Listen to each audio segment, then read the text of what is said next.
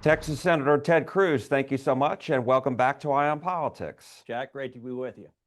So let's start with these protests that we've seen, some of them violent, against President Trump's mass deportation policies and against ICE. What's your thought about these? Well, listen, unfortunately, it is the lawlessness that right now characterizes today's Democrat Party. We saw it start in Los Angeles, and we saw it start with the active encouragement of Democrat politicians. And you have violent protests, you have police cars being lit on fire.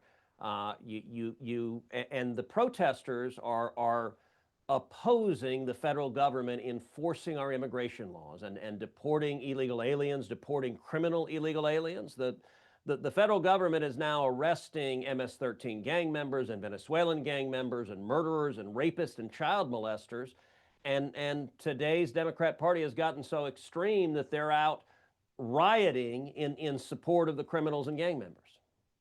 We've also seen arrests of people who've been in the U.S. who haven't had any other criminal cases in addition to them coming into the U.S. illegally. And we've seen in Dallas and other immigration courts is the government ending those cases and then those people being arrested right there on the spot. What do you say to that, to some of the people who say this is not right? Listen, immigration laws matter. I've long said when it comes to immigration, my view can be summed up in 4 words: legal, good, illegal, bad. I think most Texans agree with that. We saw for 4 years under Joe Biden and the Democrats wide open borders. We saw 12 million people come into this country illegally. It was the worst illegal immigration in our nation's history. And we saw Joe Biden and the Democrats releasing murderers, rapists, gang members, and we have seen Texans murdered. We have seen women raped. We have seen children assaulted. We have seen terrorist attacks. All of that has put our families at risk. And I think the election in November, the voters overwhelmingly gave a mandate: we want the border secure. Now, I will say President Trump is delivering on that promise. We've seen illegal border crossings at the southern border drop over 99%. It's an incredible record of success. And when it comes to deportations, it is illegal to be here if you crossed illegally. There's a right way to come to this country. The right way to come to this country is you wait in line, you follow the law, you come legally. America allows more legal immigrants to come in than any country on planet Earth. We allow over 1 million people a year to legally come to this country. That's the right way to do it. That's how my father did it when he came as an immigrant from Cuba. He came on a student visa to go to the University of Texas. That's the right way to do it. And he ultimately became an American citizen. Following the law is the right way to do it. And I will also say this: the Trump administration is prioritizing finding and arresting and deporting violent criminal illegal aliens. Those are obviously the top priority, those who are a significant danger. You know, there are over 13,000 convicted murderers who are illegal aliens who've been released and are free and out in the public. That's obviously a high priority. There are thousands and thousands of rapists and child molesters and gang members. That's who they're prioritizing, but it is illegal to be here if you crossed illegally, and this administration is going to enforce the law. And what do you say to Democrats who say the president is just overreacting and should not have sent in the National Guard in California, which is, as you know, prompted a lawsuit by the state of California now? Well, look, the reason he did that is because Gavin Newsom and Karen Bass, the governor and mayor, refused to enforce the law. And in fact, they side with the criminals. They side with the rioters. They side with the lawlessness. And this is the same pattern we saw back during the Black Lives Matter and Antifa riots, where you saw Democrat politicians sit and do nothing and prevent law enforcement from keeping people safe, and instead support violent criminals who were firebombing police cars, who were looting stores, who were committing acts of violence, and yet the Democrats politically supported them and so wouldn't let police do their jobs. And I got to say, that is fundamentally wrong. And what President Trump said is he's going to step in and protect our communities, that if the local officials won't protect the communities, the federal government is going to. And, you know, that there's a parallel here. If you look back to the 1950s, when you had Southern Democrat governors who were bigots and they didn't want to integrate the schools, and they dug in and were fighting civil rights laws. And President Dwight D. Eisenhower, a Republican, sent in the National Guard and said, you don't have a right to defy federal law, and we are going to enforce federal law. That's exactly what President Trump is doing here. And I just wanted to ask you about Governor Abbott deploying more than 5,000 Texas National Guard and more than 2,000 Texas DPS troopers to be in place for planned protests this weekend. Yeah, look, I think the governor is exactly right. In Texas, we are going to do whatever is necessary to prevent violence. Everyone has a First Amendment right to protest. You can speak, and you can speak peacefully, and the Constitution protects that right. Nobody has a right to engage in crimes of violence. Nobody has a right to throw rocks and other objects at police officers. Nobody has a right to light police cars on fire. Nobody has a right to loot stores. You know, Jack, as you know, I do a podcast every week, 3 days a week, called Verdict with Ted Cruz. My most recent podcast, we go through what happened in LA. We play interviews with small business owners whose stores were looted, they were robbed, and the Democrat politicians in California won't protect them and keep them safe. Well, you know what? In Texas, our leaders are going to do what is necessary to keep our communities safe, and I think Texans expect that of our leaders.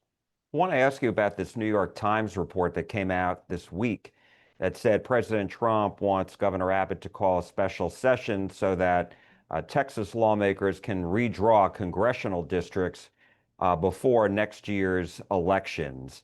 And I'm wondering, what can you tell me about this? Have you been involved in that? And isn't this risky for Republicans, let alone Democrats? So I've not been involved in conversations concerning this. I saw the same report you referenced in the New York Times.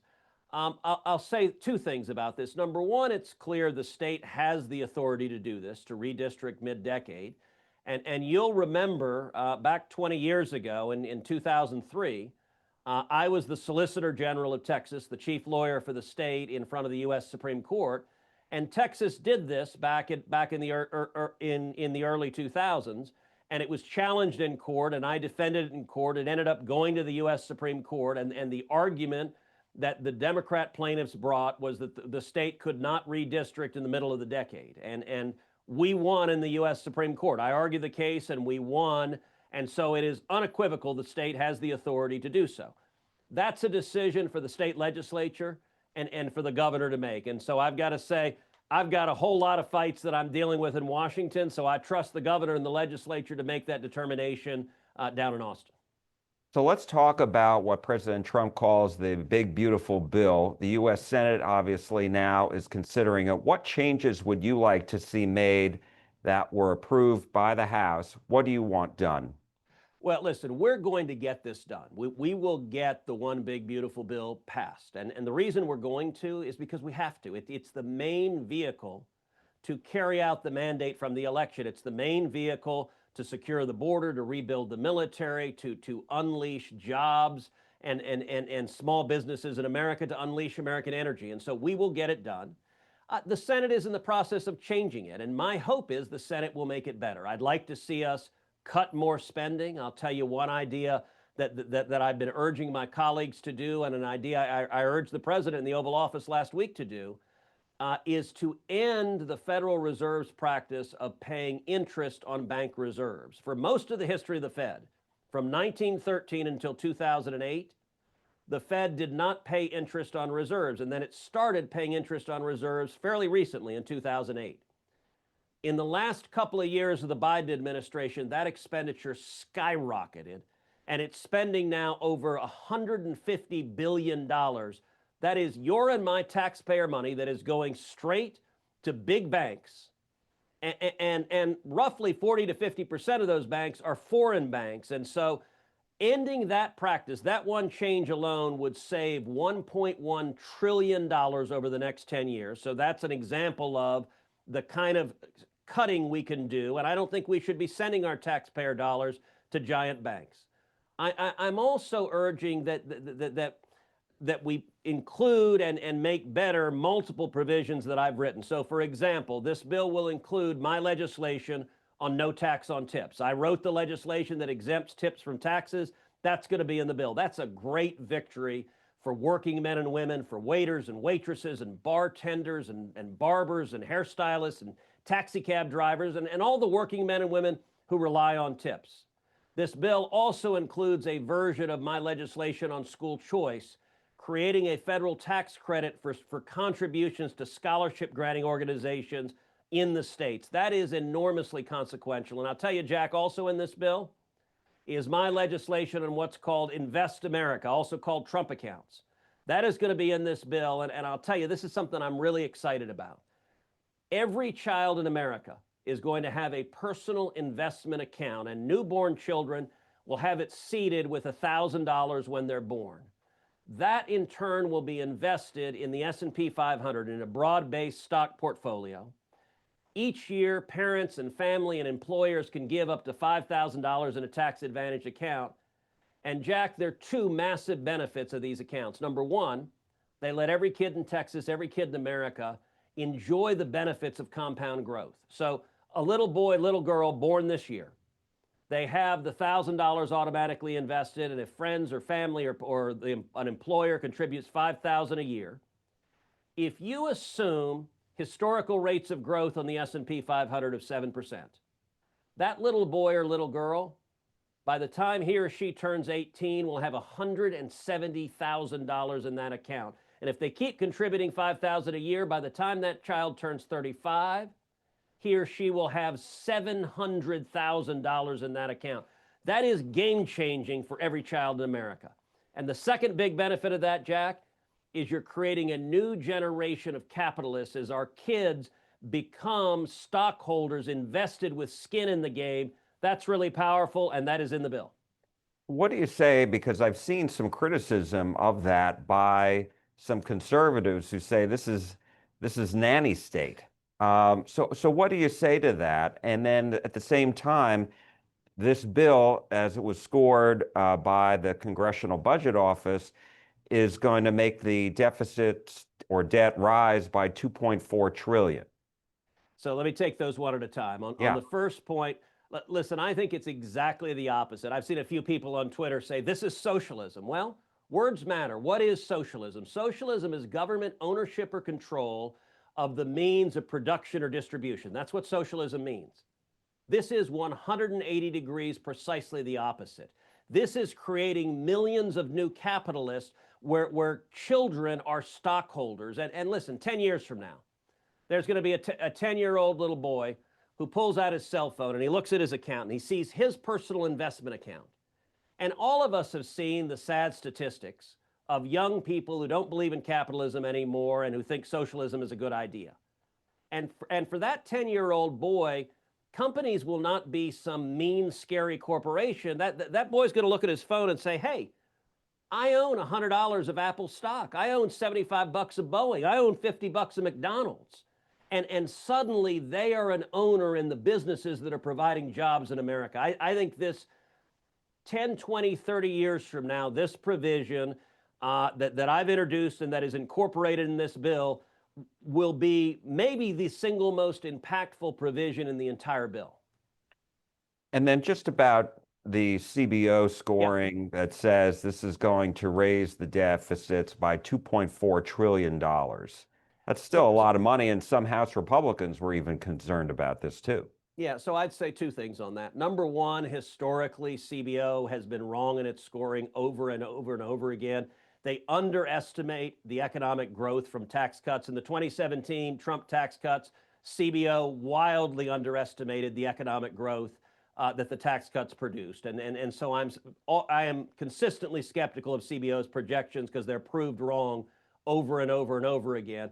But what I'll say secondly is listen, I agree we need to cut more spending. I went into the Oval Office last week with the president, and I handed the president $3 trillion of spending cuts that we could do on top of this bill. And so my hope is, I think the House produced a good bill. I'm glad they started this process. They worked hard to get it to us. My hope now is the Senate will make it better, and we will show more leadership in terms of fiscal restraint and spending restraint.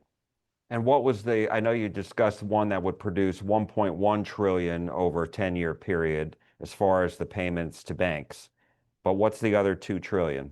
Yeah, I broke down a whole series of spending cuts. So, for example, removing illegal aliens from federal government welfare benefits, that saves hundreds of billions of dollars. That is a major cost saving. Another is expanding work requirements to receive federal benefits. I think work requirements are incredibly helpful and beneficial for young, healthy people. We saw the great success of welfare reform in 1995, welfare reform that put work requirements on just one federal welfare program. And it resulted in millions of people going back to work, getting a job. Bill Clinton, a Democrat, signed that into law, and it was incredibly successful. So I urge the president, let's expand that across the range of federal benefits so that young, healthy adults will be incentivized to get a job. Because I think every American wants to have the dignity of work, the self-respect. There's something really powerful about providing for your family, about a mom coming home carrying groceries that she bought with the money she earned and providing for her family. And so those are two examples that both of which save hundreds and hundreds of billions of dollars. And then my last question to you, Senator, and that is just on Medicaid, because what CBO is saying is that 7.8 million people are going to lose this benefit. And that's a lot of people. And Democrats say this is really going to hurt these people. And they also say, that this is going to be life and death. What do you say to that? Well, listen, some component of those numbers are people who are engaged in fraud. In other words, people who are not qualified for Medicaid and are fraudulently getting it. And I think it is exactly right that we should remove people who are engaging in fraud from getting Medicaid at the taxpayer's expense. Others of those are illegal aliens, and I don't think we should be spending taxpayer money, providing health care for illegal aliens. Beyond that, what CBO is talking about is the work requirements. The work requirements, and they say, well, gosh, if they don't get a job, they'll lose the benefit. Look, the whole purpose of this is to incentivize them to get a job. And as I said, CBO's projections are consistently wrong in this. I'll mention one other aspect of Medicaid that is actually Obamacare, and this is something President Obama did. Created a differential. So in a lot of big blue states, they've done what's called Medicaid expansion. Medicaid was designed for the most vulnerable among us, for those with serious disabilities, for young kids. And the federal government typically pays about half of the cost of health care for Medicaid for the most needy among us, and the states pay the remaining half. Under Obamacare, they created a different regime for young, healthy adults, where the federal government pays 90% of the cost and the state just pays 10% of the cost. So Texas has not expanded Medicaid. We said, okay, that's really dumb to incentivize and prioritize the health care of young, healthy adults ahead of kids and people with severe disabilities. And so Texas did not expand, but states like California and New York are spending huge amounts in terms of federal tax dollars. And it's a perverse incentive because California is incentivized to provide less health care to the people who really need it, to kids and people with disabilities, and more health care to 25-year-old healthy men. That doesn't make any sense. All right, we will leave it there. Texas Senator Ted Cruz, we appreciate it. Thank you so much. Thank you.